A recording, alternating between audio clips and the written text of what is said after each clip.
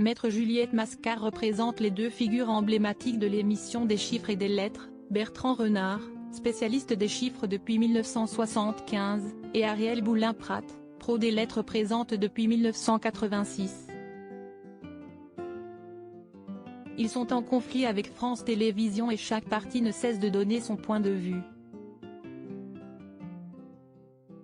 Cette fois, c'est dans Le Parisien et via leur avocate que les deux réagissent. Mardi 23 août 2022, France Télévisions a répondu aux accusations des deux experts après qu'ils ont fait savoir que leur départ des chiffres et des lettres n'était pas dû à un désaccord contractuel et qu'en réalité c'était un peu plus complexe que cela.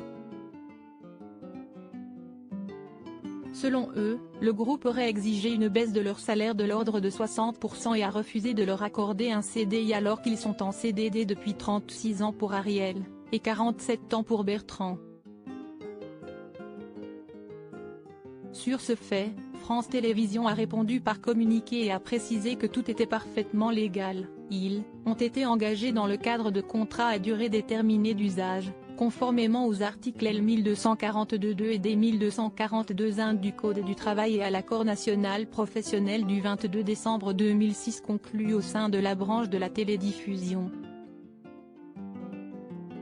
Mais voilà que leur avocate, dans Le Parisien, revient sur cette légalité. Pour elle, reconduire ces CDD pendant des décennies est parfaitement irrégulier.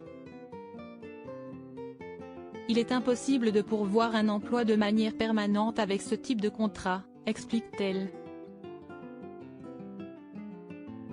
Ces contrats doivent en effet être utilisés que pour répondre à des besoins ponctuels et immédiats pour un poste spécifique, rappelle le quotidien. France Télévisions ne se laisse pas faire, a répondu et a même fait une précision sur la demande de CDI d'Ariel Boulin-Prat et Bertrand Renard qui est en réalité impossible. Le recours à ces contrats, les CDD, note de la rédaction, est autorisé et pratiqué par l'ensemble de la profession. Cela tient au fait que la reconduction d'une émission dans une grille est réinterrogée chaque année. Madame Boulin-Prat et Monsieur Renard ont travaillé environ 35 à 40 jours par an, regroupés en 6 à 8 sessions. Ils n'ont donc pas collaboré dans les conditions d'un CDI à temps plein. En tout cas, les anciens experts des chiffres et des lettres n'ont le droit ni à des primes d'ancienneté ni de primes de précarité ni d'accès aux avantages sociaux de France Télévisions.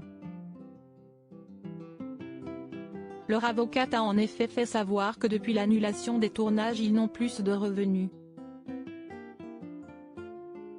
Rappelons que Des chiffres et des lettres sera prochainement diffusé 2 fois par semaine à 17h15 le samedi et le dimanche, au lieu de 6 fois.